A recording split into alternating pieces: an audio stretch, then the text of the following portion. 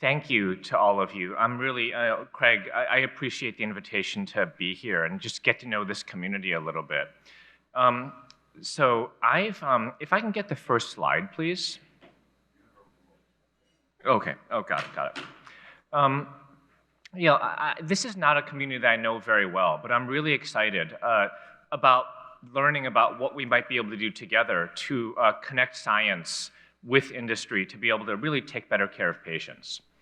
I've been at the National Eye Institute for almost 2 years now, and one of the things I've discovered is how difficult communication is. And we've been trying to use social media to just disseminate knowledge about what we're doing at NEI, news about vision, and what some grant opportunities are. If you're still on Twitter, consider following us at NEI Director, because we've been really trying to use social media to disseminate information about what we're doing in Bethesda. So what is the National Eye Institute? We were founded in 1968 by Congress and then President Johnson as the branch of the NIH to manage national efforts in vision science. Okay, what we do is we direct and we fund vision research. Our budget this year is $860 million, and it changes depending on what happens in Congress. And the reason we exist is something you all know because of the impact of vision on quality of life. You all know the statistics at the bottom here, that 150 million patients with vision loss in the US, and it's getting worse as the population ages. Okay, so this is what we're trying to deal with collectively here. Now, I just want to give an anecdote here. 2001 is when I started my clinical practice, and I was using contact lenses to learn to examine the nuance of the macula and the optic nerve head. And nobody does that anymore. Okay, today's trainees don't know how to do that. Instead, there are machines that give numbers. Okay, OCT angiography, that is a huge paradigm shift, going from qualitative to quantitative. And there are a lot of these paradigm shifts that are going on here because of advances in science, technology, and computing. This is just one example. Okay, they're totally transforming the way that we do vision research and that we take care of patients. Now, one of the points that I want to make is that essentially every significant paradigm shift is going to be based on years or decades of research. Okay, these aren't quick fixes. And one of the challenges is how to connect that research at the right time together with what all people do in industry. And I think that's how we're going to figure out, if we get it right, what the future is going to look like and how we can work together to develop that future. Okay, so when I started, one of the first things that we did is we looked at our mission statement, and it hadn't been revised in 54 years, since NEI started, and we spent months looking at this. And what we came up with, our mission is to eliminate vision loss and improve quality of life through vision research. Okay, and how do we do that? We provide leadership in 4 areas. One is we drive innovative research. One is that we foster collaborations. Okay, that's why we're here. Next is we recruit, inspire, and train a talented and diverse new generation to strengthen the vision workforce. And lastly, we educate people about what we do and why it's important. Okay, so really trying to make this into a mission-driven organization. Now, the other thing that we did in concert with the mission statement is that we published a strategic plan. Okay, our first strategic plan for almost 10 years. And it basically outlines what are our priorities over the next 5 years. Now, the QR code takes you to the plan, where the executive summary is about, it's about 15 pages. But in a nutshell, it's divided into 7 cross-cutting areas of emphasis. And those are the dark blue, okay, genetics, neuroscience, immunology, regenerative medicine, data science, quality of life, and public health and disparities. Okay, so what I want to do in this talk is basically to give 5 examples of where I really see science, some exciting science happening in ways that can connect with what everybody here in the room does. Number 1 is regenerative medicine. Now, the anecdote here is that at the beginning of my career in 2001, I remember diagnosing a patient, a baby, with Leber congenital amaurosis. Okay, and of course, every clinician has taken care of tons of patients with dry AMD.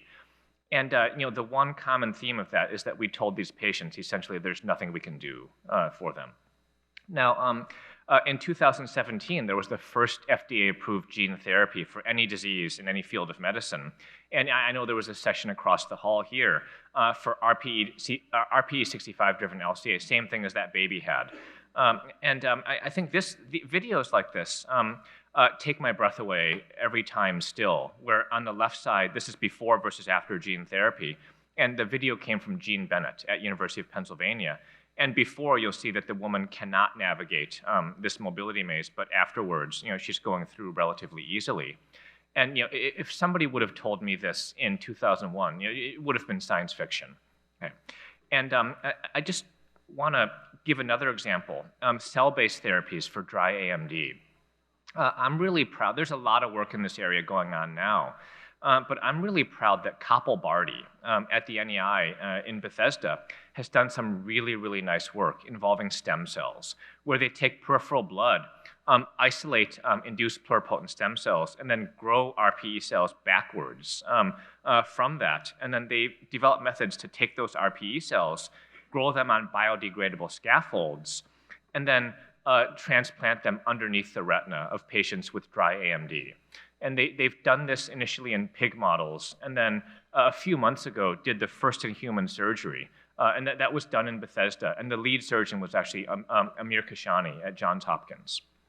And so really, really exciting work. But common theme here is that there were decades of basic science that went into these innovations, regardless of whether it's genes, stem cells, scaffolds, or cell characterization.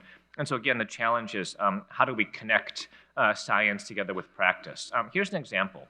The foundation of the NIH, the FNIH, has set up a mechanism for academic industry collaborations.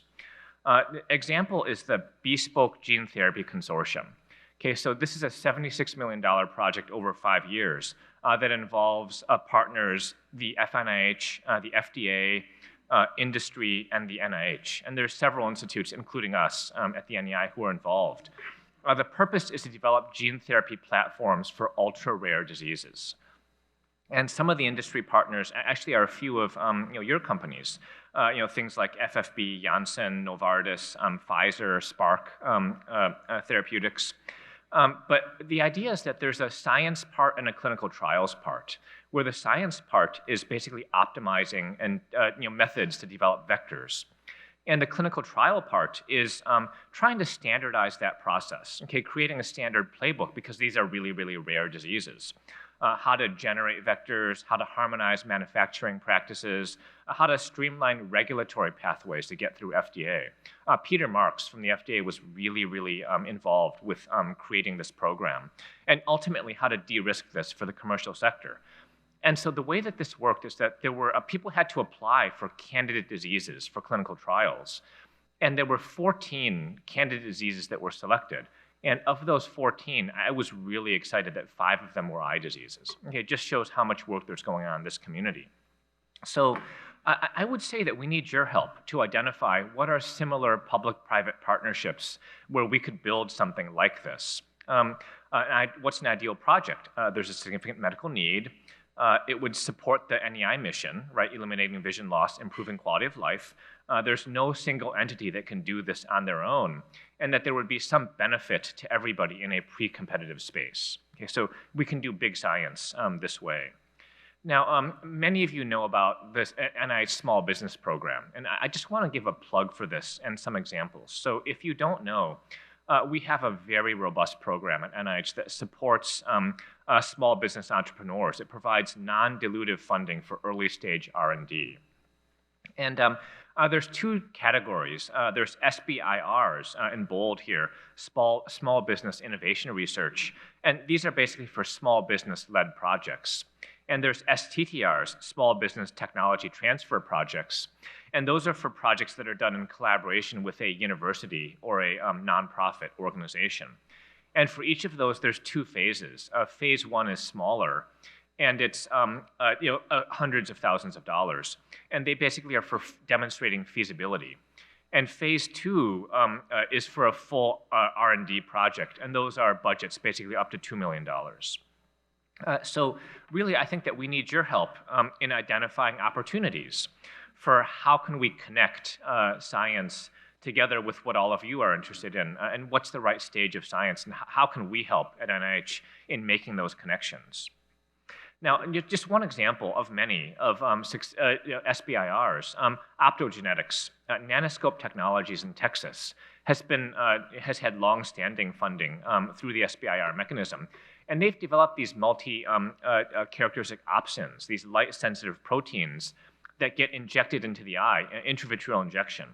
And the idea is that they recognize light, but you've got to be able to get them into retinal cells. And they've come up with ways, with gold nanoparticles together with laser, to identify, well, what specific cells should we get those in? And they've done some work that's pretty exciting to me. And now they're in clinical trials with the goal of getting FDA approval. Okay, so one example of many of taking science to the bedside. So example number 2 is data science and AI. All of you know that the first FDA-approved AI autonomous system in any field of medicine was for diabetic retinopathy. Okay, this was Michael Abramoff's work at the University of Iowa. And I captured this tweet from Eric Topol in the middle about 2 years ago. Of all the medical specialties, most people think radiology is leading the AI movement, but it's actually ophthalmology. Okay, because we've got so much data. Okay, 21st century science, it's about big data. And so I think that there's a lot of potential in the vision space for this. Now, one example of an SBIR that's been successful is iNook. And they've come up with an AI system for diabetic retinopathy that goes beyond what Michael Abramoff's group has done, in the sense that it's been approved by the FDA for multiple cameras and also for detecting multiple levels of diabetic retinopathy. And they've done some really nice work in terms of translating that into practice and coming up with algorithms that detect change, for example. Okay, so one example of successful SBIR. Now, one of the opportunities is what I'd call data sharing and harmonization. Okay, we talked about how modern research relies on big data. And one of the challenges that we have in this country is that there's often multiple groups around the country that are doing the exact same work in parallel. Okay, these are universities, and yet all the studies are individually underpowered to really answer the question and advance the field. And so one of the challenges is obviously that the investigators, we've got a system where they're often not incentivized to work together. But the truth is that even if they did want to work together, they can't share their data, because when they collect it inconsistently, you can't just merge 2 spreadsheets that way. So there's a lot of barriers, and we really need more data sharing and harmonization. And at the NIH and within the White House, there is policy in this area, and that's taking effect pretty within the next couple of years. And what we've been trying to do is come up with incentives. And some of you know Marco Zarbin and Pierce Keen and Aaron Lee, and we work with some of them to try to work on some of these carrots that I can talk about if anybody's interested. But I think at the end of the day, we need common data models in ophthalmology so people can speak the language more easily and combine data. And that's something that we've really been starting to work a lot in collaboration with the American Academy of Ophthalmology and other groups. If you're interested in this, who's leading the work? Sally Baxter from San Diego at the bottom, Carrie Getz from the NEI, and Michelle Rybar from Oregon, who's actually doing a sabbatical at the NEI. So we need you as partners in projects involving, for example, data harmonization, data sharing, and team science to really be able to capture the benefits of big data. Okay, and I think another huge opportunity is image standards. So much data in ophthalmology comes from imaging devices. They generate pictures and numbers. But we often can't get access to those data because they're often locked in proprietary standards. Okay, this is a huge challenge for clinical research and for clinical care overall. And in May of this year, we put together a workshop. We spent 9 months planning this with us, together with the FDA, and that group was led by Malvina Edelman because they regulate devices, and with the ONC, and that group was led by Mickey Tripathi at the bottom, and because they regulate data exchange. And so the question is, what can we do as with federal levers to try to move us toward a world of interoperability? Okay, so the American Academy of Ophthalmology and ARVO recently published an editorial that's in press now that really supporting this initiative. And we're going to come up with some guidance coming out soon to follow up on that. But I've really been heartened that the imaging vendors so far have had a really positive response to this. And we really need you as partners to help stimulate adoption of imaging standards so we can really do the best research and take care of patients the best way. Okay, so another need is going to be medical education in AI and data science. If I were to ask the question, what is the one tool that's used by every single doctor in this country? Okay, it's not a stethoscope, it's not an ophthalmoscope, it is the computer. Okay, yet we have no systematic training to medical students or residents about how to use that technology. People learn this by trial and error. Okay, and if you compare that to, how do you take a history, how do you do a physical exam, listen to the heart, okay, medical students will spend months to years of dedicated time learning how to do that. And so we really need to change that paradigm. And we need you as partners to help invent the future of eye care. Okay, how do we get this into the mainstream of clinicians and educators, okay, not just for the nerds? And how do we identify what is the added value of clinicians in a world that's increasingly quantitative? Okay, so huge challenges here. So number 3 is what I'd call quality of life. Okay. And quality of life means many things, but I'm just going to give one example of visually impaired patients. Okay, our society is increasingly reliant on visual cues. Okay, things like computers, mobile devices. You can't use those well if you can't see well. And we need you as partners to help develop innovations for accessibility. And this video here is from James Coughlin at Smith Kettlewell Eye Research Institute in California. And it basically is a mobile app that combines GPS together with computer vision, navigation. Left. Straight. Right. So I think there's going to be a lot of room for innovation that combines sort of usability with Your destination is through the door on the right. Tools for visually impaired people. Hey, so example number 4 is delivery and access to care. Now, just to say the obvious, this pandemic has moved us to an increasingly remote world, and people have talked about telehealth for decades. Okay, this is actually where I started my career. And can we take care of patients remotely and improve access to care, for example? And there's been some really nice work going on in this area. There's one group at the University of Wisconsin looking at implementation science. Okay, how do we get people to use these more effectively? And there's one group at University of Illinois Chicago developing imaging devices. The second group is Xin-Cheng Yao, and the first group is actually Yao Lu. And the second group, devices, OCT-based devices, combined with AI, okay, looking at diabetic retinopathy. So there's a lot of really good science that's out there.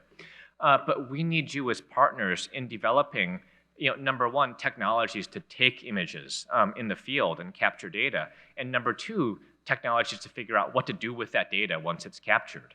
Okay, and I think that there's going to be a lot of work that needs to be done in terms of demonstrating efficacy, demonstrating cost effectiveness, and developing sustainable reimbursement models.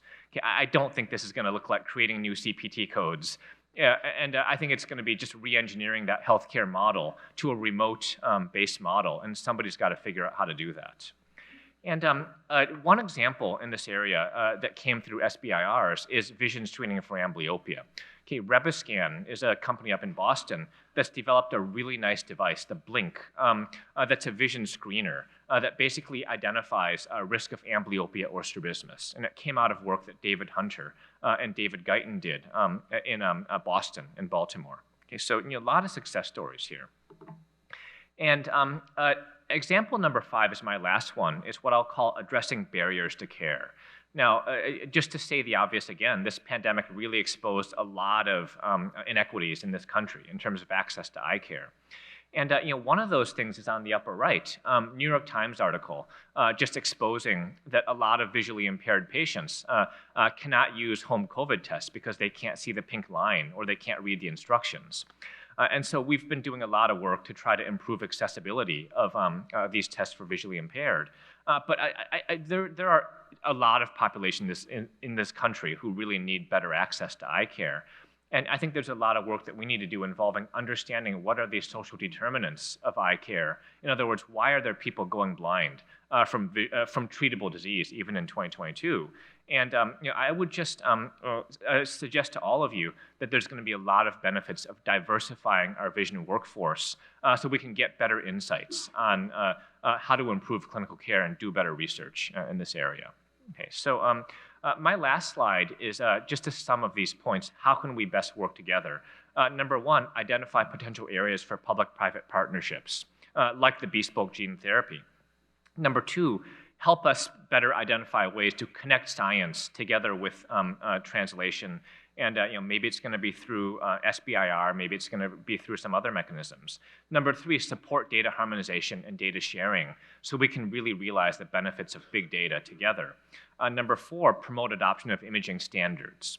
Number five, look at work at the intersection of technology and eye care. Maybe it's going to be telehealth, maybe it's going to be remote imaging devices, but the field is going to look different in 10 years compared to now.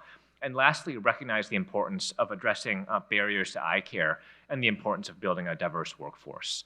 Thank you very much.